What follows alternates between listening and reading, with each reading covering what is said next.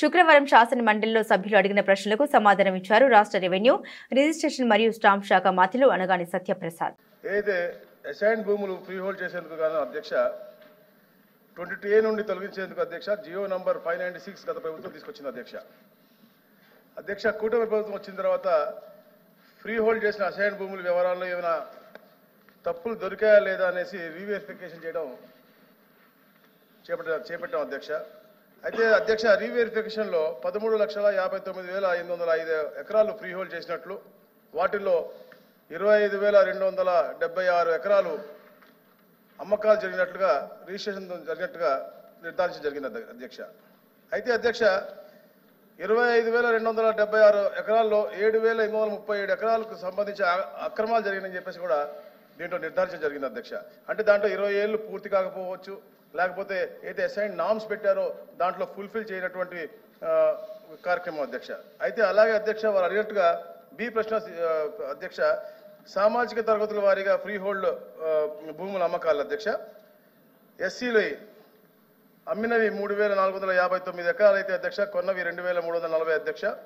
ఎస్టీలు అధ్యక్ష 291 అయితే కొన్నవి 649 అధ్యక్ష. బీసీలవి 9,388 అయితే కొన్నవి 9,032 అధ్యక్ష. ఓసీలవి 9,553 అయితే కొన్నవి 9,942 అధ్యక్ష. అందుబాటులో లేని అధ్యక్ష 1,872 అయితే కొన్నవి 3,331. ఇవన్నీ కలిపి 25,000 చిల్లర అధ్యక్ష.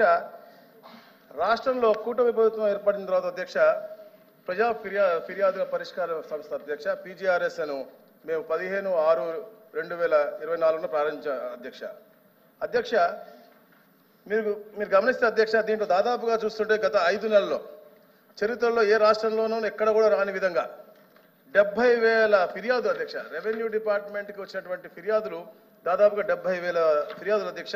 దాంట్లో ముఖ్యంగా రికార్డ్ ఆఫ్ రైట్స్ ఇది 18,262 చూస్తే అధ్యక్ష, ల్యాండ్ గ్రాబింగ్ ఇవి 8,305 అధ్యక్ష. అంటే గత 5 సంవత్సరాల్లో ఎలాంటి భూ ఆక్రమణలు జరిగినాయి, ఎలాంటి తప్పులు తడక రికార్డ్స్ మార్చారనేది కూడా దానికి నిదర్శనం అధ్యక్ష.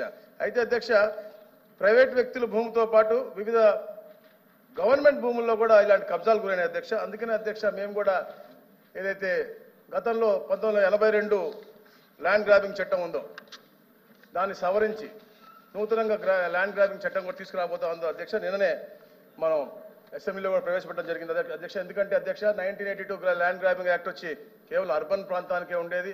కాకపోతే రూరల్ ప్రాంతంలో కూడా విలువలు పెరిగిన తర్వాత గత 5 సంవత్సరాల పాలకులు దాన్ని భూముల్ని చాలా అన్యాక్రాంతం చేశారు. కాబట్టి చీఫ్ జస్టిస్ కంకరెన్స్తో సపరేట్గా దీనికి కోర్ట్స్ పెట్టడం కానీ అలాగే శిక్షను కూడా అధ్యక్ష 10 సంవత్సరాల నుంచి 14 సంవత్సరాలు శిక్ష పడే విధంగా కూడా ఈ యొక్క కొత్త చట్టం తీసుకొస్తున్నదో అది కౌన్సిల్లో కూడా రాబోతా ఉంది అధ్యక్ష.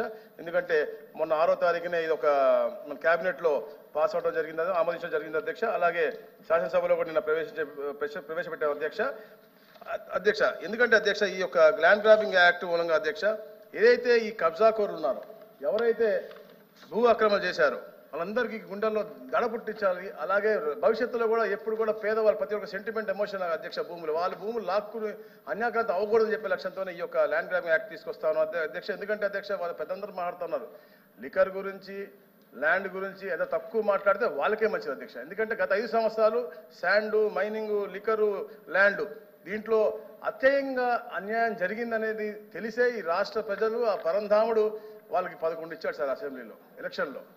సో వాళ్ళు ఎంత తక్కువ మాట్లాడితే అంత మంచిది అధ్యక్ష. మదనపల్లి గురించి కూడా మాట్లాడుతున్నాం అధ్యక్ష. మదనపల్లిలో అందరికీ తెలిసింది అధ్యక్ష 13,000 ఎకరాల దాకా